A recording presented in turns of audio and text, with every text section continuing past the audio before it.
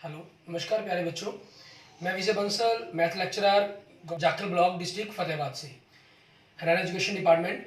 आज हम अपनी मैथ की क्लास के अंदर कुछ सीखेंगे। जी प्यारे बच्चों, जो आज हम स्टार्ट करेंगे, हमारे पास हमारी क्लास 10th का जो चैप्टर 3 हमारा चल रहा है, ठीक है, दो चर वाले रैखिक समीकरण युग्म, उसकी एक्सरसाइज 3.5 के क्वेश्चन देखेंगे। ठीक है, पिछले लेक्चर्स के अंदर हमने एक्सरसाइज 3.5 के पहले 3 क्वेश्चन सॉल्व किए थे, जिसके अंदर हमने ब्रजगुणन विधि से इन सवालों को हल करना सीखा था। ठीक है, वहाँ सिंपल हमारे पास थोड़ा सा मैंने इंग्लिश मीडियम के साथ भी आपको बातें बताई थी। यहाँ मैं आपको थोड़ी सी जनरल हिंदी मीडियम के अंदर ही हमारे क्वेश्चन ये चलेंगे, इसमें इंग्लिश मीडियम वाले स्टूडेंट्स के लिए नहीं है ये सिंपल हम प्योरली हम हिंदी मीडियम पर चलेंगे। और स्टेटमेंट आपको जो दी हुई है वो भी हिंदी में दी हुई होंगी, हिंदी के अंदर ही हमने ये सारे मटेरियल को लिखना होगा, क्योंकि वहाँ हमने कुछ भी छोटी छोटी बातें लिखनी कम थी, सॉल्व ज़्यादा करना था, तो इंग्लिश और हिंदी मीडियम के लिए कोई डिफरेंस नहीं था। यहाँ आपके पास फर्स्ट क्वेश्चन में देखिए आपको क्या कह रहा है, फोर्थ में कह रहा है निम्न समस्याओं में रैखिक समीकरण के युग्म बनाइए। पहले समीकरण बनाएं, फिर उनके हल यदि उनका अस्तर हो, मीन्स अगर संभव हो सकते हुए, जैसे मैंने आपको बताया था कि इसमें क्या होगा, बरसगुणन विधि में एक्स वाई माइनस एक या एक जो भी रहेगा, हम माइनस एक ही रखेंगे, क्योंकि हम मोस्टली बराबर की राइट साइड में अक्षर को जीरो ना लेकर, ठीक है, राइट हैंड साइड के अंदर जीरो ना लेकर कोई ना कोई डिजिट्स होगा हमारे पास। ठीक है, तो इसलिए माइनस एक पर ही सॉल्व करेंगे, आपके पास यहाँ कोई ना कोई वैल्यू आएगी। ठीक है, तो आदित्य हल बनेगा, मतलब आपका आप सॉल्व करेंगे, और यहाँ से आपके पास अगर बाइजेंस सॉल्व करने पर अगर तीनों के नीचे आपके पास, ठीक है, जीरो बन जाए, इट मीन्स आपके पास इनफाइनाइट मैनी सोल्यूशंस हो जाएंगे, सॉरी अनेक हल हो जाएंगे। ठीक है, हिंदी में आपके पास, और अगर एक्स बराबर में कोई अक्षर, वाई बराबर में कोई अक्षर हो और माइनस एक बटा में जीरो आ जाए, तो हम लिख देंगे कोई हल नहीं है। ठीक है, कोई हल नहीं है, ये चीज की जाएगी। अब इसी पर बेस्ड हमें क्वेश्चंस को सॉल्व करना होगा। अब इसके फर्स्ट क्वेश्चंस के अंदर ही देखिए आपको क्या कहा हुआ इन्होंने। ठीक है, उसको फिर हम ब्रजगुणन विधि से ही हल करेंगे इन क्वेश्चंस को। एग्जाम में आपको स्पेशल कभी विधि लिखी नहीं आती, तो आपको जो 4 विधियां हमने सीखी है उनमें से कोई भी यूज कर सकते हैं आप। इसमें कह रहे हैं छात्रावास के मासिक व्यय का एक भाग नियत है, मीन्स महीने का जो छात्रावास मतलब हॉस्टल में जो रह रहा है वो, ठीक है, वो फिक्स है। शेष इस पर निर्भर करता है कि छात्र ने कितने दिन भोजन किया। जब एक विद्यार्थी ए को 20 दिन भोजन करता है तो उसे 1000 रुपये छात्रावास के लिए अदा करने पड़ते हैं, और जब एक विद्यार्थी बी 26 दिन भोजन करता है तो छात्रावास के लिए उसे 1180 रुपये अदा करने पड़ते हैं। नियत व्यय और प्रतिदिन के भोजन का मूल्य ज्ञात कीजिए। हम क्या करेंगे, माना छात्रावास, ठीक है, का नियत व्यय मीन्स जो नियत खर्चा फिक्स खर्चा है वो कितना है, एक्स रुपये। ठीक है, माना प्रतिदिन भोजन का खर्च कह लीजिए या व्यय कह लीजिए वाई रुपये। ठीक है, इन्होंने व्यय शब्द का प्रयोग किया तो व्यय लिख दिया, आप नहीं व्यय के अलावा खर्च खुद भी लिख लेंगे तब भी वो गलत नहीं है।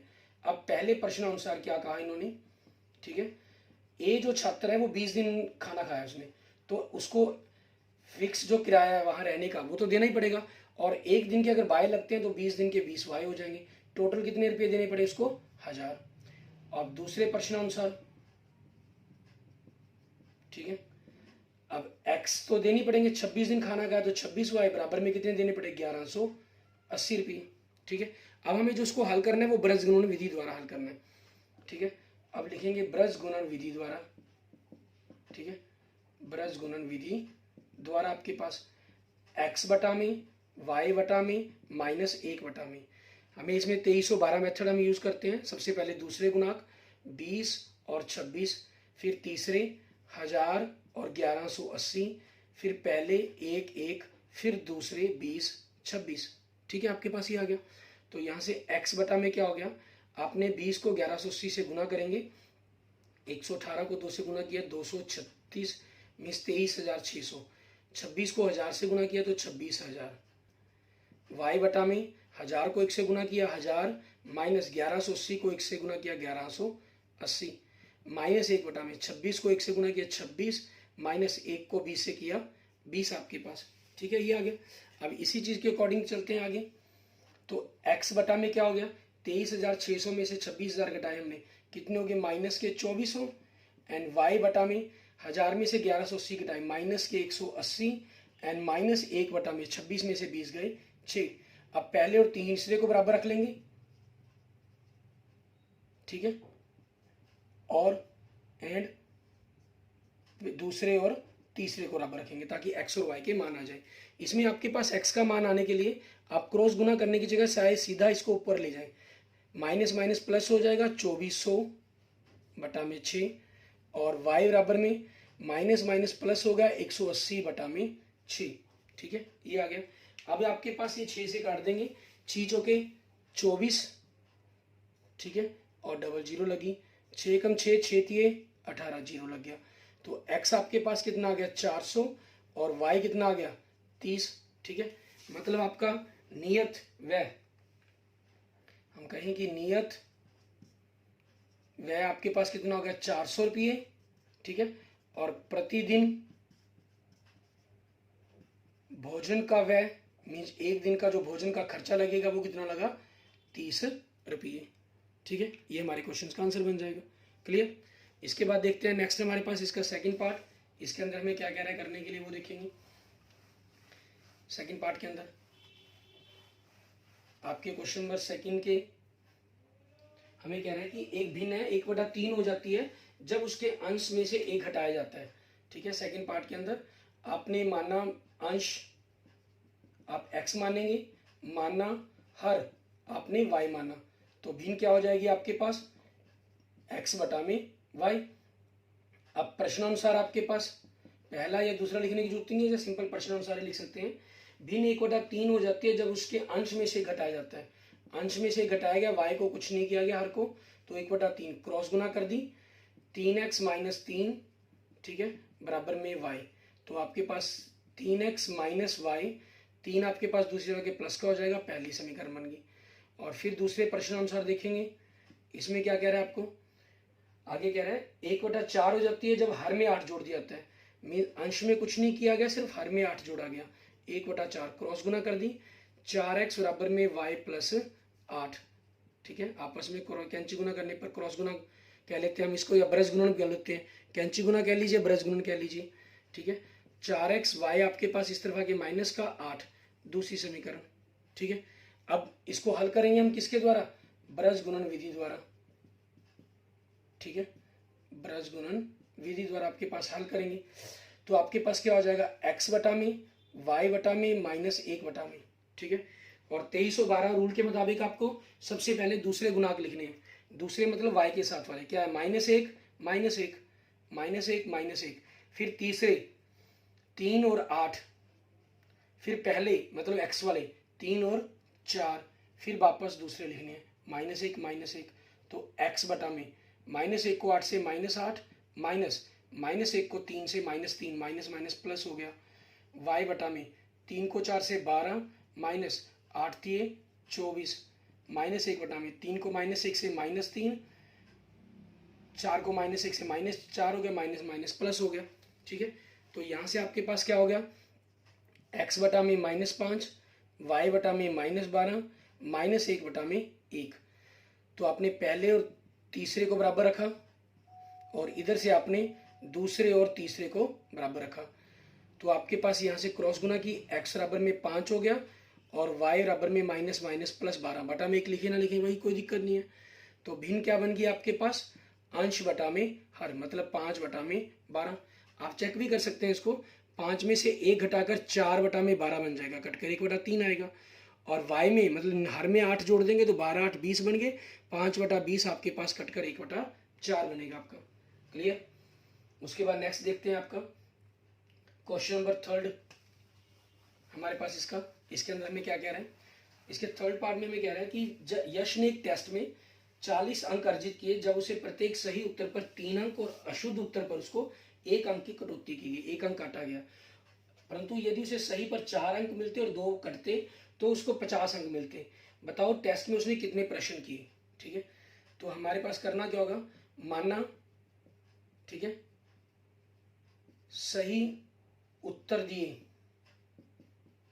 ठीक है, आपके पास x प्रश्न के, मानना गलत उत्तर दिए, ठीक है, y प्रश्न के।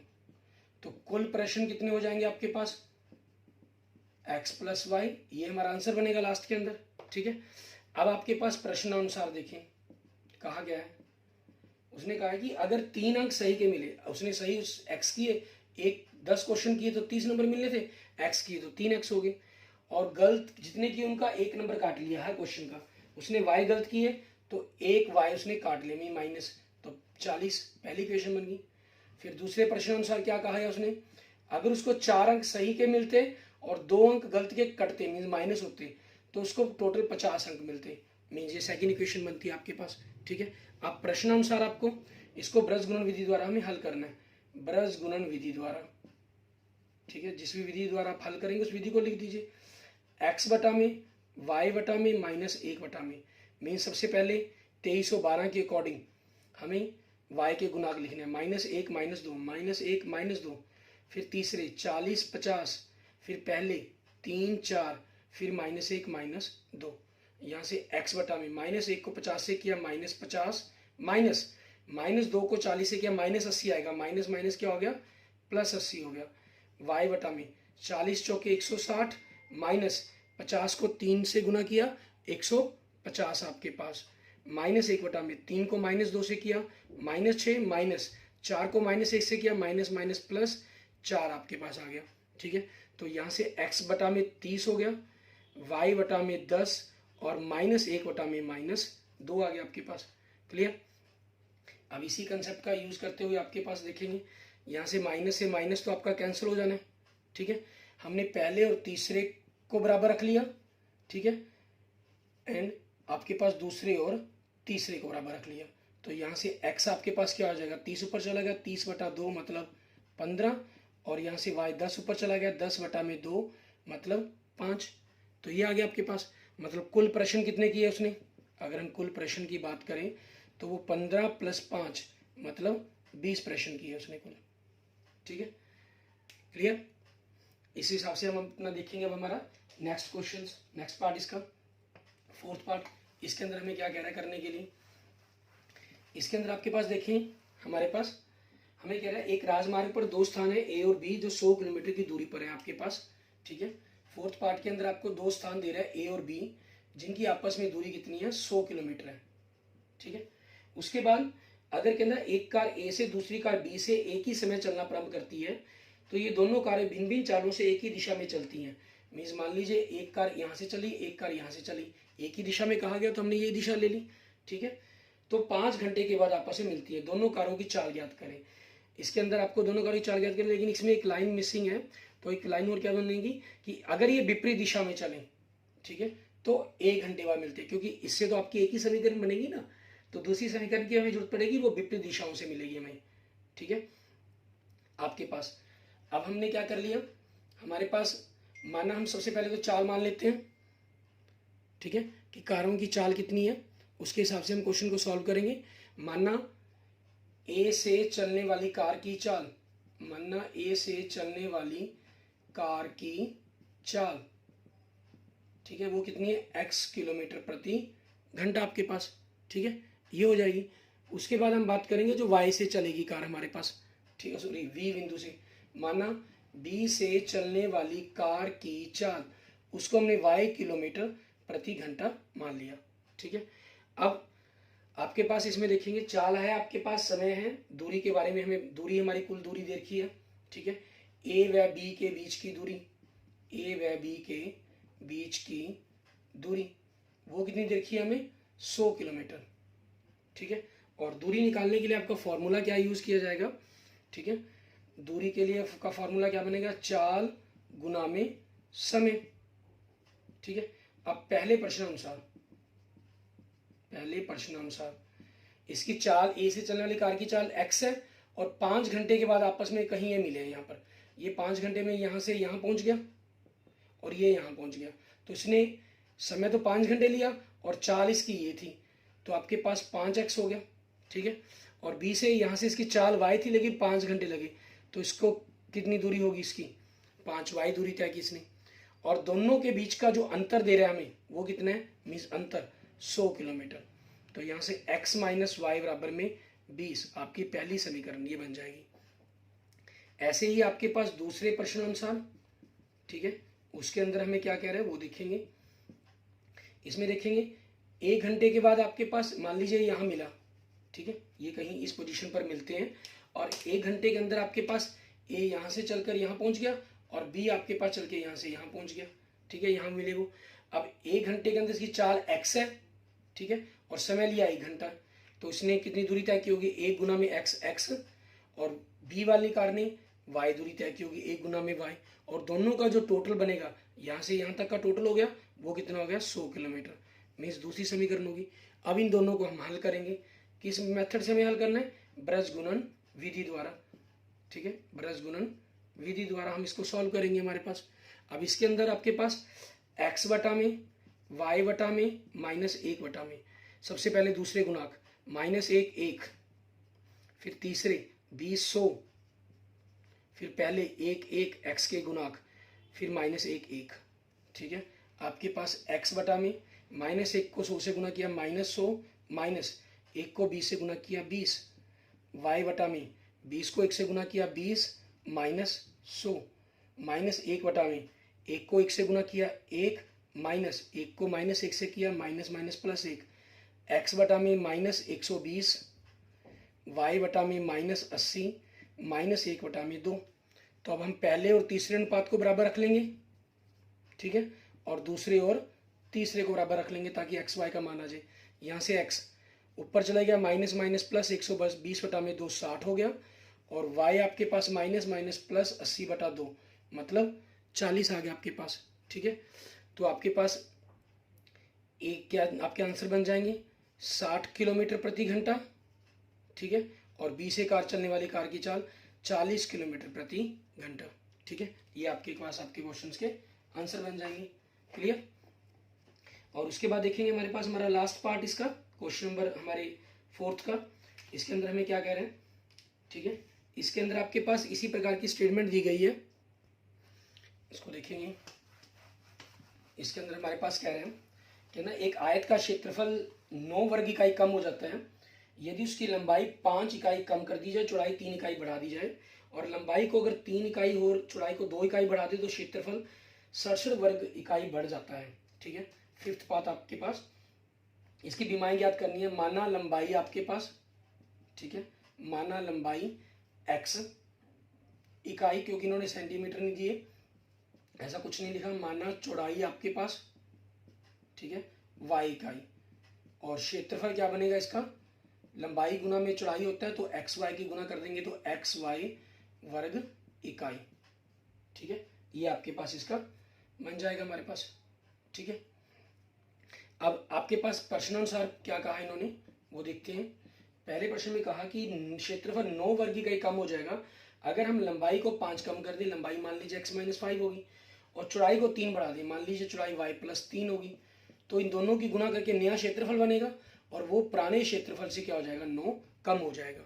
ठीक है, तो यहाँ से इनकी गुना करें, y को आपके पास इससे गुना किया xy, ठीक है, फिर 3 को गुना किया x से +3x, फिर y को -5 से किया -5y, -15 बराबर में xy -9, xy से xy कट जाएगा, 3x -5y बराबर -9, 15 उधर के प्लस का हो जाएगा, तो 3x -5y बराबर में 6, पहली समीकरण। अब दूसरे प्रश्न अनुसार देखते हैं इसमें क्या कह रहा है आपको। इसमें कह रहा है कि अगर लंबाई को 3 बढ़ा दें, मीन्स लंबाई 3 बढ़ा दी, चौड़ाई आपकी y है उसको 2 बढ़ा दिया, तो दोनों की गुना करके नया क्षेत्रफल बनेगा आपके पास, वो पुराने क्षेत्रफल से 67 बढ़ जाएगा। तो गुना कर दिया हमने, y को पहले x से गुना कर दिया आपके पास xy, ठीक है, फिर 2 को x से गुना कर दिया तो 2x, y को 3 से गुना कर दिया आपके पास 3y, ठीक है, फिर 3 को 2 से गुना कर दिया 6, xy प्लस 67, xy से xy कट गया तो 2x प्लस 3y, 67 माइनस 6, तो 2x प्लस 3y बराबर 61 आपकी दूसरी समीकरण बन गई। ठीक है, अब इनको हमें हल करना है किस विधि से, ब्रज गुणन विधि से। ठीक है, हम ब्रज गुणन विधि से इसको हल करेंगे हमारे पास। क्लियर। इसके अंदर आपके पास देखें x बटा में, y बटा में, -1 बटा में, इसके अंदर आपके पास सबसे पहले दूसरे अनुपात -5 बटा में 3, ठीक है, फिर तीसरे 6 और 61, फिर पहले 3 और 2, ठीक है, x के गुणांक, फिर दूसरे क्योंकि 2312 करना है मीन्स y के गुणांक -5 और 3, ठीक है, तो आपके पास x बटा में -5 को 61 से गुना करेंगे -305, 6 को 3 से गुना करेंगे 18, y बटा में 6 दूनी 12 माइनस 61 को 3 से गुना करेंगे 183, माइनस 1 बटा में 3 तिये 9, माइनस 2 को -5 से गुना करेंगे -10, माइनस माइनस प्लस 10 आ गया आपके पास। सो x बटा में आपके पास इनको किया -323, y बटा में -171, माइनस 1 बटा में 19। हमने पहले और तीसरे अनुपात को बराबर रख लेंगे, ठीक है, -1 बटा 19, और दूसरे और तीसरे को एक बराबर रख लेंगे, ठीक है। तो यहाँ से x माइनस माइनस प्लस हो गया 323 बटा में 19, और यहाँ से आपके पास y माइनस माइनस प्लस हो गया 171 बटा में 19 आपके पास, ठीक है, ये आ जाएगा। अब यहाँ से आपको 19 को 323 से काटना है और 19 से ही आपको 171 को काटना है। अब 19 से 171 तो आपके पास कटता है सीधा किससे, 9 से। 19 ना 171 होता है तो 9 हो गया, और ये आपके पास किससे कटेगा, 17 से, ठीक है। मीन्स आपके पास क्या हुआ, जो लंबाई है आपकी x वो कितनी होगी, 17 इकाई, ठीक है, और जो चौड़ाई है मीन्स मतलब y वो कितनी हो जाएगी, 9 इकाई आपके पास। क्लियर। इस तरीके से आपके ये क्वेश्चन सॉल्व हो जाएंगे। इसके साथ हम क्या देखेंगे, हमारे पास एक्सरसाइज 3.6 के हमारा जो सेकंड क्वेश्चन है उसके अंदर भी हमें इसी प्रकार के, ठीक है, क्वेश्चन इकाई वाले दिए गए, बिल्कुल सिंपल क्वेश्चंस, उनको सॉल्व करने के लिए कहा गया, हम उनको देखेंगे, ठीक है। एक्सरसाइज 3.6 के अंदर इसका question number second first part देखते हैं। अब इसके अंदर आपके पास, क्योंकि स्पेशल इसमें कुछ नहीं कहा गया, आपको कह रहे हैं निम्न समस्याओं को रैखिक समीकरण युग्म के रूप में व्यक्त कीजिए, फिर उनके हल ज्ञात कीजिए, ठीक है। कुछ नहीं कहा इन्होंने कि किस प्रकार से आपको लिखना है, कैसे नहीं करना, कोई प्रॉब्लम नहीं है। तो हमने अपनी मर्जी से जो मर्जी हम विधि से हल कर सकते हैं। हमें देखें सबसे पहले क्या कह रहे हैं, ऋतु धारा के अनुकूल 2 घंटे में 20 किलोमीटर तैर सकती है, धारा के प्रतिकूल 2 घंटे में 4 किलोमीटर तैर सकती है। उसकी स्थिर जल में तैरने की चाल और धारा की चाल ज्ञात कीजिए। माना स्थिर जल में तैरने की चाल वो हमने मान ली x किलोमीटर प्रति घंटा, ठीक है। माना धारा की चाल वो आपके पास कितनी होगी, y किलोमीटर प्रति घंटा मान ली हमने, ठीक है। अब हमारे पास देखिए हमारी चाल निकालने का समय क्या, चाल निकालने का फार्मूला क्या होता है, दूरी बटा में समय। अब पहले प्रश्न अनुसार, ठीक है, अच्छा प्रश्न अनुसार से पहले हम क्या करते हैं, क्योंकि धारा के अनुकूल और प्रतिकूल चले हैं, ठीक है, तो धारा के अनुकूल चाल और धारा के प्रतिकूल चाल वो देख लेते हैं वो क्या बनेगी। धारा के प्रतिकूल चाल, क्योंकि दूरी और समय तो हमें दिया हुआ है, ठीक है, चाल देखें क्या बनेगी अनुकूल और प्रतिकूल में। अनुकूल में मतलब कि जिस तरफ पानी बह रहा है उसी तरफ ही आप चलें, तो पानी का प्रेशर भी आपको क्या होगा, आगे धकेलेगा। सिंपल, अगर आपने साइकिल चलाई होगी तो उसमें आपने देखा होगा, अगर जिस तरफ हवा जा रही है आप उसी तरफ चलते हैं तो साइकिल की स्पीड बढ़ती है, अगर आप हवा के विपरीत चलते हैं तो साइकिल की स्पीड कम होती है, आपको अधिक जोर लगाना पड़ता है। तो धारा के अनुकूल जो आपकी चाल है और पानी की चाल आपकी चाल को बढ़ा देगी, ऐड हो जाती है। विपरीत में पानी की चाल आपको उतनी ही चाल से काटती है, मीन्स x प्लस वाई प्रति किलोमीटर प्रति घंटा और x माइनस वाई प्रति किलोमीटर प्रति घंटा हो जाएगा। तो उसी चीज के अनुसार आपके पास प्रश्न अनुसार क्या बनेगा, प्रतिकूल में चाल x प्लस वाई, दूरी 20 किलोमीटर, समय 2, तो आपके पास 10 पहली समीकरण होगी। और दूसरे प्रश्न अनुसार आपके पास, ठीक है, चाल कितनी है x माइनस वाई, दूरी 4 किलोमीटर, समय 2 घंटे, तो आपके पास कट के 2 आ गया, ये हो जाएगा, ठीक है। अब मैं यहाँ पर आपको कोई अलग अलग मेथड से क्वेश्चन को सॉल्व करते हैं। मैं इसको सबसे पहले यहाँ थोड़ी रिवीजन भी हो जाएगी, विलोपन विधि द्वारा हल करते हैं इस क्वेश्चन को, ठीक है, विलोपन विधि द्वारा। विलोपन विधि में आपको क्या करना होता है, आपके कोई भी एक गुणांक को बराबर करना होता है हमें। यहाँ देखें आपके पास ऑलरेडी दोनों ही बराबर है, x भी बराबर है y भी बराबर है, ठीक है, ये एक एक है, तो आपकी मर्जी जोड़ने पर कर दें घटाने पर कर दें। आप जोड़ने पर तो बहुत करते हैं, हम इस क्वेश्चन को जोड़ने पर कर देते हैं, तो मतलब निशान नहीं बदलना। y कट गया, x और x 2x, 10 और 2 12, तो x आपके पास 12 बटा में 2, x का मान कितना आ गया, 6 आ गया, ठीक है। अब x का मान हमें क्या करना है, समीकरण 1 में रख देंगे, ठीक है, x का मान समीकरण 1 में रखने पर, ठीक है, वो देखेंगे। समीकरण 1 क्या है, x प्लस वाई बराबर में 10, x की जगह 6 रख दिया तो y आपके पास 10 माइनस 6 बराबर में 4 आ गया, ठीक है। मतलब स्थिर जल में तैरने की चाल क्या होगी, स्थिर जल में तैरने की चाल ठीक है, वो कितनी होगी आपके पास 6 किलोमीटर प्रति घंटा, ठीक है। और दूसरा धारा की चाल क्या होगी आपकी, धारा की चाल वो होगी 4 किलोमीटर प्रति घंटा आपके पास। क्लियर। इसके बाद देखते हैं हम इसका सेकंड पार्ट। इसके अंदर हमें क्या कह रहे हैं, अच्छा इसके सेकंड पार्ट और थर्ड पार्ट के अंदर हमारे पास क्या चीज़ है, क्योंकि जो हमने एक्सरसाइज के क्वेश्चंस करने हैं 3.6 के अंदर, ठीक है, उसी की टाइप के क्वेश्चंस है ये आपके पास, क्योंकि इसमें आपके पास 3.6 एक्सरसाइज के अंदर आप x और प्लस वाई ये इस फॉर्म के अंदर ना मिलकर आपको, ठीक है, a upon X B upon Y, ठीक है, इक्वल टू सी, या रूट एक्स के अंदर, ठीक है, या आपके पास x plus y b upon x minus y, इस फॉर्म के अंदर आपको इक्वेशन मिलेंगी, ठीक है। और उसी टाइप के क्वेश्चंस आपके ये सेकंड क्वेश्चन का सेकंड पार्ट और थर्ड पार्ट है, ठीक है, उसी टाइप का, ठीक है, हमें उसी ढंग से इनको सॉल्व करना होगा। तो हम देखते हैं अब ऐसे क्वेश्चन आपके किस ढंग से किए जाएंगे। उसके बाद फिर मैं आपको ये सेकंड क्वेश्चन करवा रहा हूँ, सेकंड क्वेश्चन का सेकंड और थर्ड पार्ट, और इसकी हेल्प से फिर आपने 3.6 का फर्स्ट क्वेश्चन के 1 to 10 पार्ट दिए गए हैं, इनको आपने खुद ट्राई करके सॉल्व करने की कोशिश करेंगे आप, ठीक है। अब आपके पास देखें इसके अंदर आपको करना क्या होगा, हमें सेकंड पार्ट के अंदर हमें क्या है, 2 महिलाएं 5 पुरुष एक कसीदे के काम को साथ साथ 4 दिन में पूरा कर सकती हैं, जबकि 3 महिलाएं 6 पुरुष इसको 3 दिन में पूरा कर सकते हैं। ज्ञात कीजिए इसी कार्य को करने में अकेली महिला कितना समय लेगी और पुनः उसी कार्य को करने में एक पुरुष कितना समय लेगा, ठीक है। हम क्या करेंगे, मानना एक महिला समय लेती है x दिन, ठीक है, और माना एक पुरुष समय लेता है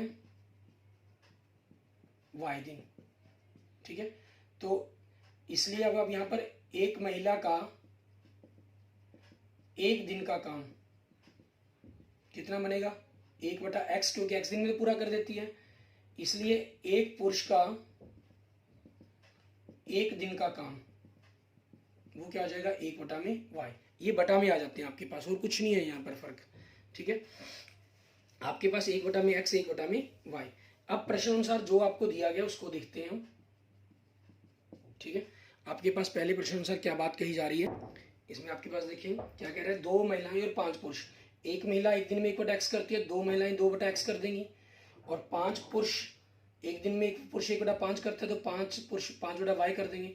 उनको मिलाकर जो वो कुल काम 4 दिन में पूरा कर देते हैं, तो एक दिन का काम क्या बनेगा उनका 1/4 बनेगा। ऐसे ही आपके पास दूसरे प्रश्न अनुसार, ठीक है, इसमें क्या चीज़ कही गई है, आपके पास 3 महिलाएं तो 3/x हो जाएगा, और 6 पुरुष 6/y हो जाएगा। ये उनका एक एक दिन का काम हो गया, 3 महिलाओं 6 पुरुषों का, और टोटल उनको 3 दिन में पूरा काम हो जाता है, तो एक दिन में क्या हो जाएगा 1/3 हो जाएगा आपके पास, ठीक है। अब इनको हम थोड़ा सा सिंप्लीफाई करेंगे आपके पास। यहाँ क्या करते हैं, हम मान लेते हैं सिंपल करने के लिए 1/x को हमने u मान लिया और 1/y को हमने v मान लिया, ठीक है। तो आपके पास 2u प्लस 5v बराबर में 1/4 हो गया, 4 से गुना कर देंगे तो 8u प्लस 20v बराबर में 1, पहली समीकरण बन गया आपके पास। और दूसरी से 3u यहाँ से और 6v बराबर में 1/3 हो गया, 3 से गुना कर देंगे तो 9u प्लस 18b बराबर में 1, आपकी दूसरी समीकरण होगी ये, ठीक है। अब इन दोनों का यूज़ करते हुए आपने क्वेश्चंस को सॉल्व करना है। हम ब्रज गुणन विधि का ही सॉल्व यूज़ कर लेते हैं यहाँ पर, ठीक है। ब्रज गुणन विधि द्वारा आपके पास u b और -1, क्योंकि u v में है ना समीकरण, सबसे पहले दूसरे अनुपात 6 18, फिर तीसरे 1 1, फिर पहले सॉरी यहाँ गलत कर गया, 6 में इसको लिख गया, ये 20 आना था, 20 18 1 1 8 9 और 20 18, तो u बटा में आगे 20 को 1 से गुना किया 20 माइनस 18 एकम 18, v बटा में 9 एकम 9 माइनस 8 एकम 8, माइनस 1 बटा में 18 को 8 से गुना करना है, ठीक है। 18 8 144 माइनस 9 को 20 से 180, तो आपके पास u बटा में 2 v बटा में 1 और -1 बटा में -36 आ गया। माइनस माइनस कैंसिल हो जाएगा, आपने पहले और दूसरे को बराबर रखा, ठीक है, और तीसरे और दूसरे को बराबर रखा यहाँ से, तो यहाँ से u का मान देखिए आपके पास क्या बना, u बराबर में 2/36 मतलब 1/18, और v का कितना बना 1/36। ठीक है, अब आपने x किसको माना था, ठीक है, u आपके पास क्या था 1/x था, u का मान आपके पास 1/18 है, इसलिए x का मान कितना हो जाएगा, इसको उल्टा देंगे दोनों को, 18 हो गया। ठीक है, और v आपने क्या मानना था 1/y मानना था। ठीक है, v का मान कितना 1/36 है आपके पास, क्लियर।